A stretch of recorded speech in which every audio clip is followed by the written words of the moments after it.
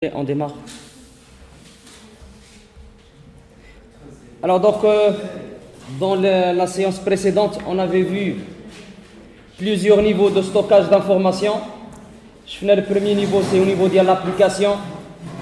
Alors que si je stocke une information au niveau d'application, il va être accessible par toutes les sessions. Okay? Et la durée de vie d'une information qui est stockée au niveau d'application, c'est la durée de vie de l'application. Tant que l'application s'exécute sur le serveur, donc l'information reste persistante.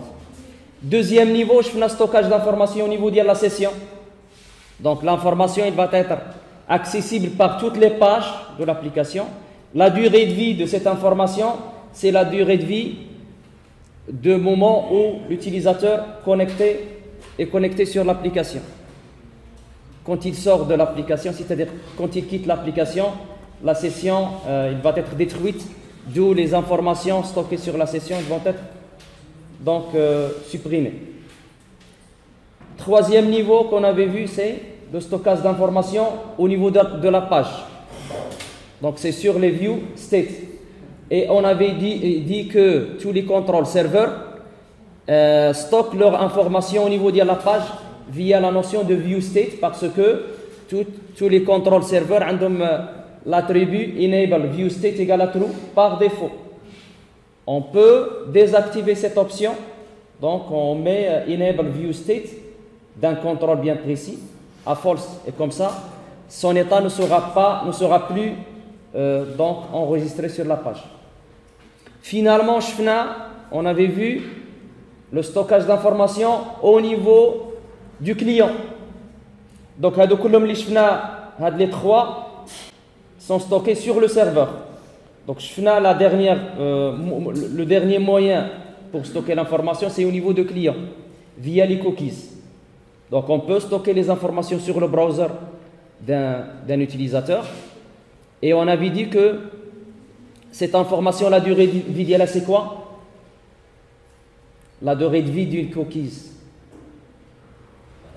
Ce sont les contraintes qui influent sur l'information qui se trouve sur les cookies. Très bien. Si on supprime l'historique, deuxièmement, très bien. Félicitations. Si on arrive au temps d'expiration, parce que quand on crée une coquille, donc on spécifie la durée de vie avec l'attribut expires. Ça y est?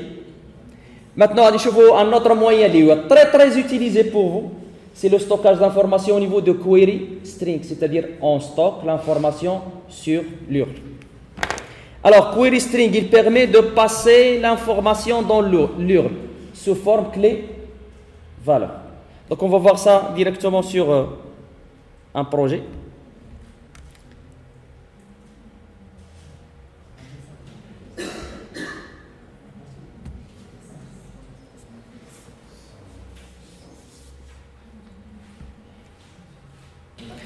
Donc quand je lance cette page, elle est vide, ok? Quand je la lance,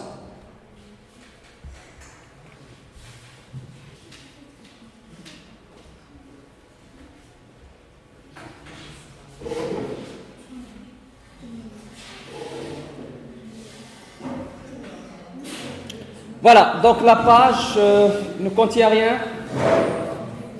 Maintenant l'information, ça sera vraiment une information en dur, visible par l'utilisateur, et va être stockée sur l'URL.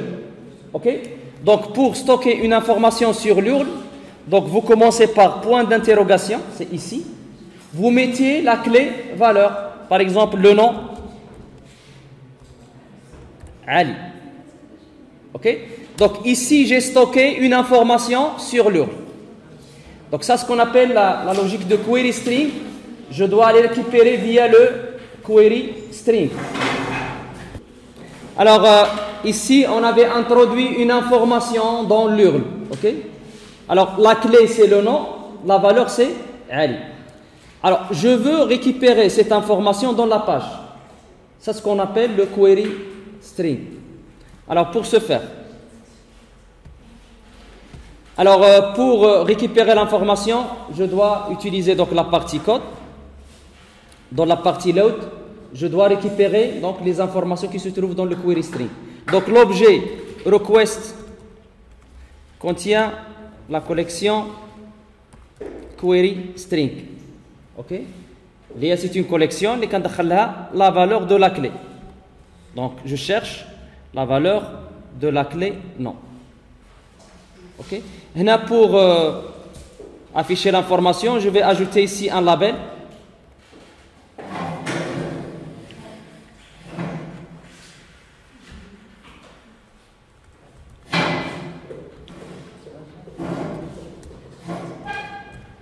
Ici, label non, et ici, ça c'est label non.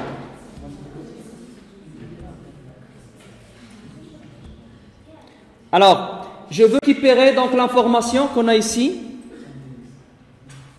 Donc, avec l'objet request query string.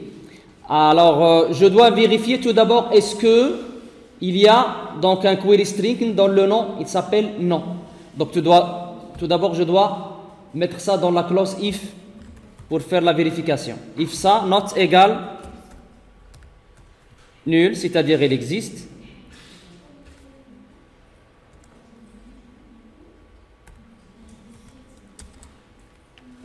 Alors, si l'égal n'est pas égal nul, je récupère l'information dans le label. Label non, point, texte égale request query string. Ça y est? Ah, on teste ça.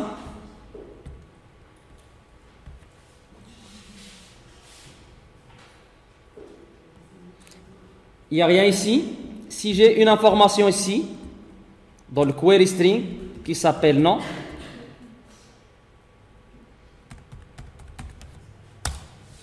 voilà, Farid, il est là. Ça y est? Si la clé, c'est pas une autre clé, il ne va pas le trouver, donc c'est la clause if, donc il est égal nul, donc il ne va pas faire la chose. Alors la question qui se pose, si je peux avoir plusieurs informations en même temps dans l'URL. Donc pour avoir plusieurs valeurs en même temps, je les sépare avec le et. Donc le end qu'on a ici, prénom.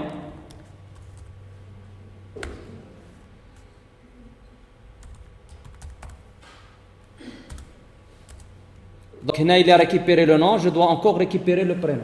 Donc, pour introduire des informations dans l'URL, point d'interrogation, donc ça c'est l'URL, c'est le serveur, le port, le nom de la ressource, c'est le nom de la page, point d'interrogation, et je commence de faire la liste. Ça, vous l'avez déjà rencontré quand vous accédez au site. Toujours vous trouvez point d'interrogation, clé valeur, et clé valeur, et and. Donc, vous pouvez avoir une liste des clés valeurs. Donc, l'information, elle est visible à l'utilisateur. Donc, là, il ne faut pas mettre un mot de passe, voilà, une information stockée, qui soit stockée au niveau de l'URL. Donc, les mots de passe, les informations sensibles ne doivent pas insérer ici. Alors maintenant, je dois récupérer encore le deuxième clé. La deuxième clé, c'est le prénom. Donc, ça sera le même travail. J'ajoute ici un BR. Je copie-coller.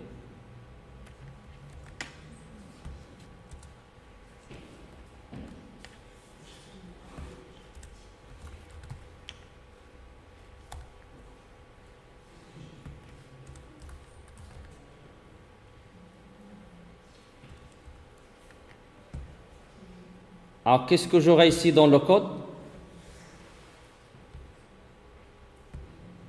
C'est la même chose.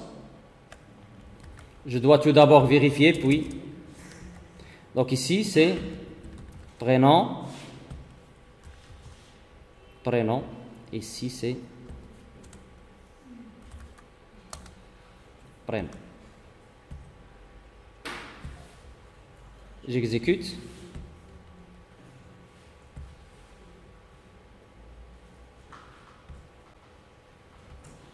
Donc si je mets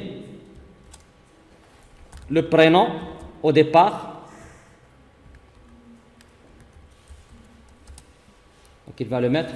Donc l'ordre c'est pas parce que c'est la clé valeur et donc le 1 d'ici, non. Ça y est. Donc on achève avec les query string. Alors, cette information, donc l'information dans l'URL, donc on avait vu comment on l'avait introduit directement dans l'URL, mais il se peut qu'une page envoie l'information à partir d'une page pour qu'il soit utilisé dans une autre page. Donc là, je peux, comme je peux utiliser la session, mais encore je peux utiliser l'information dans le query string. Donc on va voir ça. On suppose que le nom et le prénom, il provient d'une autre page qui vont être affichés dans cette page. Donc ça c'est la page 4. Je vais créer une autre page.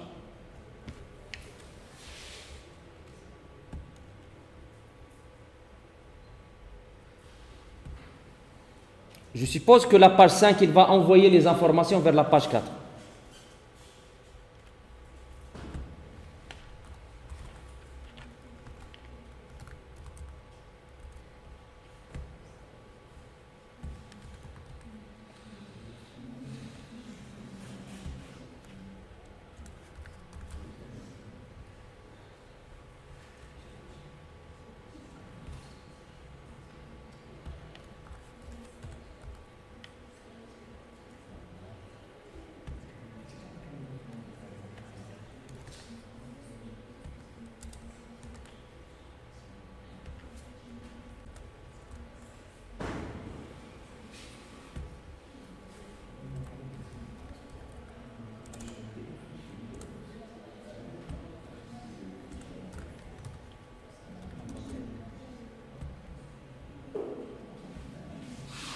Donc ici, je vais mettre un bouton pour qu'il me redirige vers la page 4.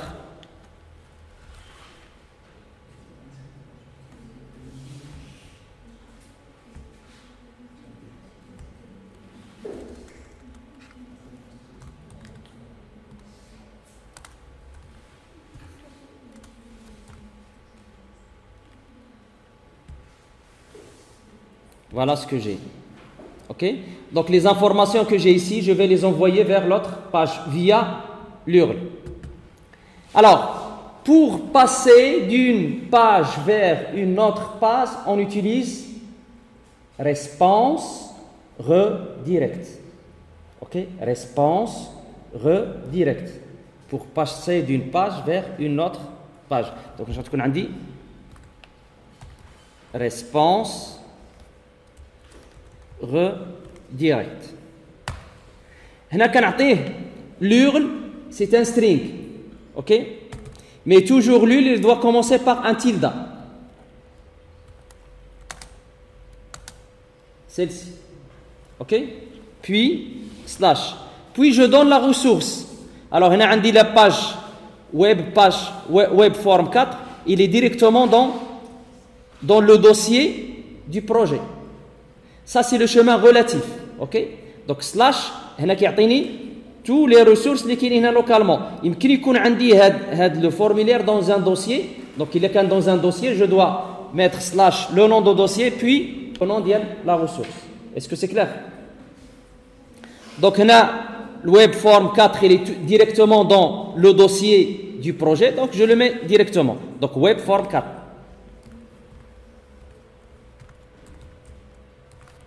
Ne pas oublier l'extension ASPX. C'est bon? Alors, je vais envoyer donc, les informations dans l'URL. Donc, ici, je spécifie donc l'information dans l'URL. Donc, point d'interrogation, nom égal. OK?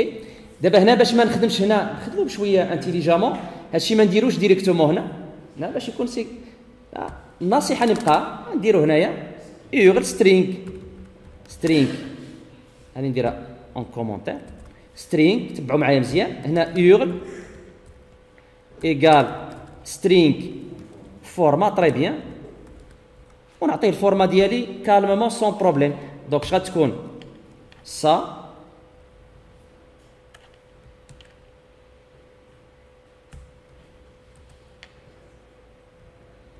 Point d'interrogation. Non égale. Très bien, 0. Maintenant, comme ça, je n'aurai pas d'erreur. Et prénom égale 1. Le 0, il vient d'où? Textbox, non.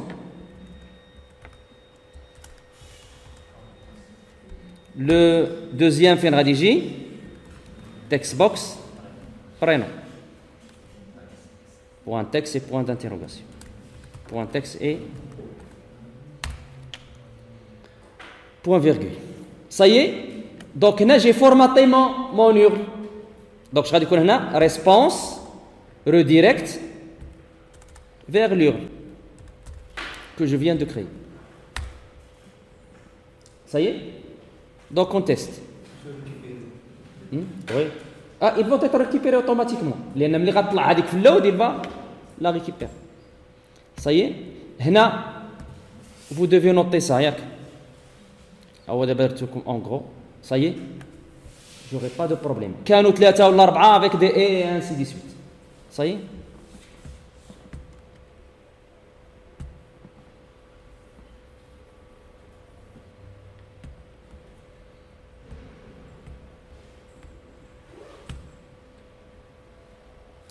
Stop l'URL, la page. Ça fait c'est bon. Donc finish avec le query string. Donc vous passez pour tester ça rapidement. Tu peux le faire. Dire un objet qui crypte et qui décrypte de l'autre côté. Tu peux le faire. Ça, vous pouvez le faire. Ça y est. Donc vous testez ça rapidement. Là, on va voir les grid view. C'est très riche. Rapidement, les كلمات تاخذوش الوقت بزاف. عندكم واحد 8 minutes, c'est largement suffisant pour le faire. Yalla.